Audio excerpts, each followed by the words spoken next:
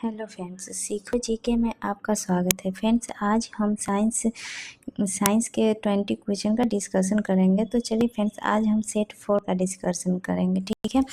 और यह आने वाले एग्जाम के लिए बहुत ही इम्पोर्टेंट होने वाला है, जैसे कि बीपीएससी, स्टेट और अदर भी कॉम्पिटिटिव के लिए बहुत ही इम्पोर्टेंट क्वेश्चन ये होने वाला है। तो चलिए सेशन स्टार्ट करते हैं। फ्रेंड्स, सेशन से पहले देखिए, अगर आप करेंट अफेयर्स देखना चाहते हैं तो प्ले लिस्ट में जाकर आप देख सकते हैं। जनरल कॉम्पिटिटिव के लिए बहुत ही इंपॉर्टेंट सब करेंट अफेयर्स है का वीडियो सब है, ठीक है। तो चलिए फ्रेंड्स, सेशन स्टार्ट करते हैं फर्स्ट क्वेश्चन से। फर्स्ट क्वेश्चन है, एक दीवार से जुड़ी स्प्रिंग स्थिरांक वाले एक स्प्रिंग के विपरीत एक m द्रव्यमान वाले ब्लॉक को ढकेला जाता है। इस दीवार से सटे एक घर्षण रहित टेबल पर ब्लॉक फिसलता है।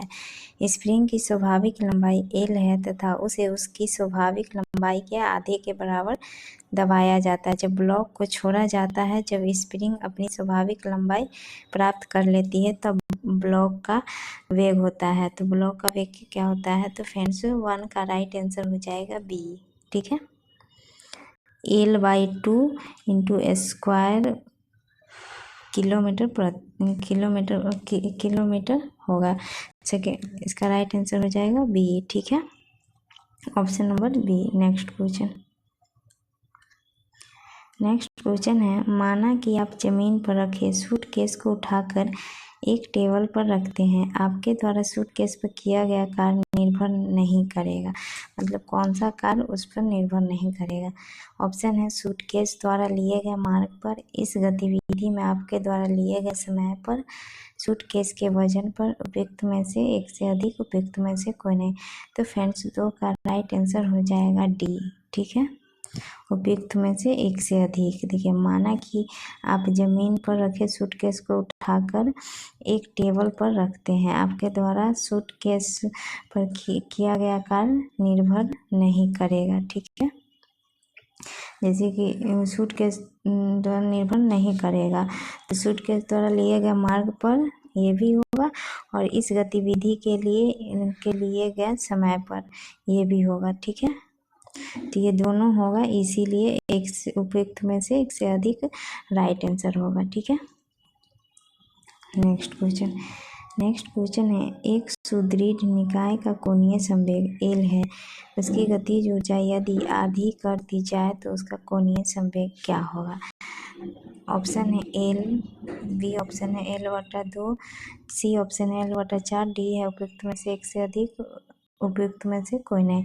तो फ्रेंड्स 3 का राइट आंसर हो जाएगा उपयुक्त में से कोई नहीं, ठीक है, उपयुक्त में से कोई नहीं। नेक्स्ट क्वेश्चन है, माना कि एक हल्की छड़ के सिरों पर भारी द्रव्यमान वाले कण Ma तथा Mb जुड़े हैं। Ma द्रव्यमान वाले छोर से r1 दूरी तथा Mb द्रव्यमान सिरे से r2 दूरी पर के लंबवत एक रेखा XY माने। निकाय का XY के परितः जड़त्व आघूर्ण होगा। तो क्या जड़त्व आघूर्ण होगा? तो फ्रेंड्स 4 का राइट आंसर हो जाएगा ए, ठीक है, ए MaR1 square plus MbR2 square हो जाएगा, ठीक है, option number A right answer हो जाएगा। नेक्स्ट क्वेश्चन है, किसी निकाय का जड़त्व आघूर्ण कब प्रदर्शित होता है? यानी कि पूछ रहा है कि किसी निकाय का जो जड़त्व आघूर्ण होता है वह कब प्रदर्शित होता है? तो ऑप्शन है, जब गति घूर्णी हो, जब गति रैखिक हो, जब गति किसी वक्राकार मार्ग में हो, उपयुक्त में से एक से अधिक, उपयुक्त में से कोई नहीं। तो फ्रेंड्स 5 का राइट आंसर हो जाएगा ए, जब गति घूर्णी हो, ऑप्शन ए राइट आंसर हो जाएगा। नेक्स्ट क्वेश्चन है, दो असमान द्रव्यमान आपस में एक दबी स्प्रिंग से जुड़े हैं। जब एक माचिस से धागे को जलाकर स्प्रिंग को छोड़ा जाता है, तब दोनों द्रव्यमान एक दूसरे से दूर छटकते हैं समान। तो किसके समान छटकते हैं? गतिज ऊर्जा के साथ, संवेग के साथ, त्वरण के साथ, उपयुक्त में से कोई नहीं, उपयुक्त में से एक से अधिक। तो फिर 6 का राइट आंसर हो जाएगा बी, संवेग के साथ छिटकते हैं, संवेग के साथ द्रव्यमान एक दूसरे से दूर छिटकते हैं, ठीक है। जैसे कि दो असमान द्रव्यमान आपस में एक दबी स्प्रिंग से जुड़े हैं। जब एक माचिस से धागे को जलाकर स्प्रिंग को छोड़ा जाता है तब दोनों द्रव्यमान एक दूसरे से दूर छिटकते हैं समान संवेग के साथ, ठीक है। Option number B right answer हो जाएगा। नेक्स्ट क्वेश्चन है बढ़ते ताप के साथ ठोसों में तापीय प्रसार का कारक है। ऑप्शन है चालक में प्रभंश, इलेक्ट्रॉन गैस का दाब, चालक कंपन की अप्रसंचादिता, जाल उपयुक्त में से एक से अधिक, उपयुक्त में से कोई नहीं। तो फ्रेंड 7 का राइट आंसर हो जाएगा सी, ठीक है। बढ़ते ताप के साथ ठोसों में तापीय प्रसार का कारक है जालक कंपन की अप्रसंवादिता। इसमें से कण अपने स्थान पर स्थिर रहते हैं, ठीक है। तो ऑप्शन सी राइट आंसर हो जाएगा, चालक कंपन की अप्रसंचादिता, ठीक है। नेक्स्ट क्वेश्चन है 0.8 मिमी व्यास एवं 1 मीटर लंबाई वाले एक स्टील के तार को दो बिंदुओं ए और बी पर दृढ़ रूप से बंधित किया गया है, जो 1 मीटर की दूरी पर एक तल पर स्थित है।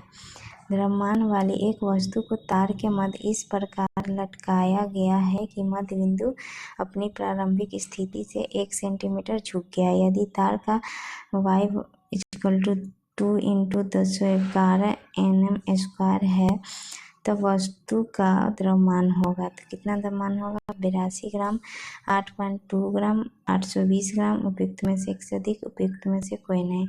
तो फ्रेंड्स 8 का राइट आंसर हो जाएगा ए, ठीक है। 82 ग्राम होगा, ठीक है। नेक्स्ट क्वेश्चन है वायु बलों की अनुपस्थिति में एक तरल छोटी बूंद की आकृति को निर्धारित करने वाला कारक है। तरल की श्यानता, पृष्ठ तनाव, तरल का घनत्व, उपयुक्त में से एक से अधिक, उपयुक्त में से कोई नहीं। तो फ्रेंड्स 9 का राइट आंसर हो जाएगा बी, पृष्ठ तनाव, ठीक है। वायु बलों की अनुपस्थिति में जो एक तरल की छोटी बूंद की आकृति को निर्धारित करने वाला कारक जो होता है वो पृष्ठ तनाव होता है, ठीक है। नेक्स्ट क्वेश्चन है एम द्रव्यमान के एक निकाय को 2r त्रिज्या की कक्षा से 3r त्रिज्या की कक्षा में जाने के लिए कितनी ऊर्जा की आवश्यकता होगी? तो फ्रेंड्स ऑप्शन है GMM 12r2, GMM 6r, GMM 2r, उपयुक्त में से एक से अधिक, उपयुक्त में से कोई नहीं। तो फ्रेंड्स 10 का राइट आंसर हो जाएगा बी, ठीक है। सॉरी, इसका राइट आंसर हो जाएगा बी, 10 का राइट आंसर हो जाएगा बी, 10 का, ठीक है। Capital G, capital M, small m, 6r, ठीक है। नेक्स्ट क्वेश्चन है धारा रेखीय प्रवाह में कणों का वेग सदैव समान होता है। किसी बिंदु पर पहुंचने वाले सभी कणों की गतिज ऊर्जा समान होती है। किसी बिंदु पर पहुंचने वाले सभी कणों के संवेग समान होते हैं। उपयुक्त में से एक से अधिक, उपयुक्त में से कोई नहीं। तो फ्रेंड्स 11 का राइट आंसर हो जाएगा डी, धारा उपयुक्त में से एक से अधिक, ठीक है। धारा रेखीय प्रवाह में जो होता है किसी बिंदु पर पहुंचने वाले सभी कणों की गतिज ऊर्जा समान भी होता है, ठीक है। और किसी बिंदु पर पहुंचने वाले सभी कणों के संवेग भी समान होते हैं, ठीक है। सभी कणों के वेग और संवेग दोनों समान होते हैं, इसलिए उपयुक्त में से एक से अधिक हो जाएगा, ठीक है। गतिज ऊर्जा भी समान होगा, संवेग भी समान होगा, ठीक है। बी और सी दोनों होगा, इसीलिए उपयुक्त में से एक से अधिक राइट आंसर हो जाएगा। नेक्स्ट क्वेश्चन है ताप के बढ़ने पर प्रत्यास्थता गुणांक पर क्या प्रभाव पड़ता है? बढ़ता है, घटता है, स्थिर रहता है, उपयुक्त में से एक से अधिक, उपयुक्त में से कोई नहीं। तो फ्रेंड्स 12 का राइट आंसर हो जाएगा बी, ठीक है। घटता है, ताप के बढ़ने पर प्रत्यास्थता का गुणांक घटता है, ठीक है। नेक्स्ट क्वेश्चन है जब 0 डिग्री सेल्सियस पर 1 किलोग्राम बर्फ उसी ताप पर पानी में पिघल जाती है, एंट्रोपी में, मतलब एंट्रोपी में कितने ताप पर पिघल जाती है। तो फ्रेंड्स 13 का राइट आंसर हो जाएगा सी, ठीक है। सी, राइट आंसर सी हो जाएगा। ठीक है, 293 केल्विन के -1। ठीक है, फिर अब इसका सॉल्व देखेंगे। इसका सॉल्व कैसे निकालेंगे। द्रव्यमान 1 kg दिया था द्रव्यमान, और बर्फ के गलन की गुप्त ऊष्मा 80 केल्विन डिग्री सेल्सियस होगा। तो एंट्रोपी में परिवर्तन यानी डेल्टा एस से इसको निरूपित करते हैं। देखिए, तो इसको निकालेंगे तो इक्वल टू डेल्टा क्यू बटा टी इक्वल टू ml बटा 273। तो इसको सॉल्व करेंगे तो 1000 गुने 80, मतलब 1 kg का जब ग्राम में बदलेंगे तो 1000 आ जाएगा। ठीक है, 1000 गुने 80 बटा 273 इक्वल टू 293 केल्विन आ जाएगा। जब इसको सॉल्व करेंगे तो 293 आ जाएगा। तो 293 केल्विन आ जाएगा राइट आंसर। ठीक है, नेक्स्ट क्वेश्चन। नेक्स्ट क्वेश्चन है, ऊर्जा के समान विभाजन के नियमानुसार ठोसों की मूलीय विशिष्ट ऊष्मा निम्नलिखित में से किस पर आश्रित है। तापमान, द्रव्यमान, तापमान और द्रव्यमान दोनों उपयुक्त में से एक से अधिक, उपयुक्त में से कोई नहीं।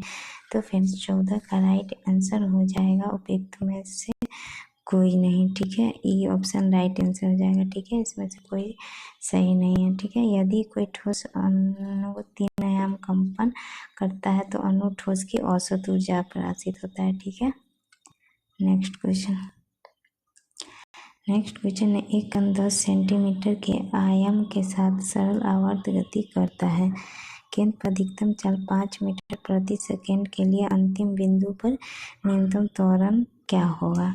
तो फ्रेंड्स 15 का राइट आंसर हो जाएगा सी, 250 मीटर प्रति सेकेंड स्क्वायर हो जाएगा। ठीक है, टाइपिंग मिस्टेक हो गया, प्रति सेकेंड स्क्वायर होगा। ठीक है, तो friends option number C right answer हो जाएगा। इसका सॉल्व देखेंगे। सॉल्व इसको भी मैक्स ए म्यू सूत्र पे इसको निकालेंगे। ठीक है, भी मैक्स कोणीय वेग का सिंबल है। ठीक है, तो भी मैक्स इक्वल टू ए वेग। ठीक है, तो इसको भी मैक्स 5 है और ए वेग जो 0 इंटू वेग। ठीक है, तो अब कोणीय वेग निकालेंगे तो कोणीय 5.0.1 इक्वल टू 50 हो जाएगा। ठीक है, महत्तम या अंतिम बिंदु पर न्यूनतम त्वरण पूछा हुआ है उसमें। ठीक है, तो न्यूनतम त्वरण निकालेंगे तो इसका सूत्र होगा ए वेग स्क्वायर। अब इसको सॉल्व करेंगे तो तोड़ेंगे इसको तो 0.1 इंटू 50 के स्क्वायर हो जाएगा। ठीक है, जब सूत्र पर बैठाएंगे तो तब इसको जब सॉल्व करेंगे तो 2500 इंटू 0.2 50 में गुना करेंगे 50 का स्क्वायर 2500 होगा। ठीक है, इंटू 0.1 इक्वल टू, अब इसको सॉल्व करेंगे तो 250 मीटर प्रति सेकेंड स्क्वायर इसका राइट आंसर होगा। ठीक है, नेक्स्ट क्वेश्चन। नेक्स्ट क्वेश्चन, निम्नलिखित में से कौन सा सबसे कम घर्षण उत्पन्न करता है। फिसलन घर्षण, रोलिंग घर्षण, स्थैतिक घर्षण, उपयुक्त में से एक से अधिक, उपयुक्त में से कोई नहीं। तो फ्रेंड्स 16 का राइट आंसर हो जाएगा बी। ठीक है, रोलिंग घर्षण जो होता है यह सबसे कम घर्षण उत्पन्न करता है। ठीक है, नेक्स्ट क्वेश्चन। नेक्स्ट क्वेश्चन है फ्रेंड्स, माने कि एक हल्का ग्रह एक तारे के चारों ओर 8 त्रिज्या की वृत्तीय कक्षा में टी परिक्रमा काल से विचरण कर रहा है। यदि इन दोनों के बीच में गुरुत्वीय आकर्षण बल R 5/2 के समानुपाती है तब क्या होगा। तो ऑप्शन है T2 R3/4, T2 into R3/2, T2 R7/2, उपयुक्त में से एक से अधिक, उपयुक्त में से कोई नहीं। तो फ्रेंड्स 17 का राइट आंसर हो जाएगा सी। ठीक है, सी, T2R 7/2 हो जाएगा राइट आंसर। ठीक है, नेक्स्ट क्वेश्चन। नेक्स्ट क्वेश्चन है, किसी दिए गए समय अंतराल में एक कण के लिए वेग समय ग्राफ के अंतर्गत क्षेत्र प्रतिनिधित्व करता है। विस्थापन का, त्वरण का, किए गए कार्य का, उपयुक्त में से एक से अधिक, उपयुक्त में से कोई नहीं। तो फ्रेंड्स 18 का राइट आंसर हो जाएगा ए। ठीक है, विस्थापन का। ठीक है, नेक्स्ट क्वेश्चन। नेक्स्ट क्वेश्चन है, दो गोलियां एक साथ एक ही स्थान से किंतु अलग अलग गति से क्षैतिज दिशा में दागी जाती है। कौन सी गोली मैदान को पहले भेदेगी। तेज गति वाली, धीमी गति वाली, दोनों एक साथ भेदेगी, उपयुक्त में से एक से अधिक, तो में से कोई नहीं। तो फ्रेंड्स 19 का राइट आंसर हो जाएगा सी। ठीक है, दोनों एक साथ भेदेगी। ठीक है, नेक्स्ट और लास्ट क्वेश्चन है फ्रेंड्स इस सेशन का। तो क्वेश्चन देखते हैं, यदि वृत्ताकार गति करते किसी पिंड की चाल एवं त्रिज्या दोनों को दुगुना कर दे तो अभिकेंद्रीय त्वरण का परिमाण होगा आधा, 4 गुना, 2 गुना, उपयुक्त में से एक से अधिक, उपयुक्त में से कोई नहीं। तो फ्रेंड्स 20 का राइट आंसर हो जाएगा सी। ठीक है, 2 गुना क्या हो जाएगा, परिमाण होगा क्या, 2 गुना होगा। ठीक है, तो फ्रेंड्स आज का सेशन यहीं समाप्त होता है। अगर आज का सेशन अच्छा लगा हो तो प्लीज़ वीडियो को लाइक, कमेंट, शेयर जरूर कर दीजिएगा और चैनल पर नए होइएगा तो चैनल को सब्सक्राइब कर दीजिएगा। Thank you.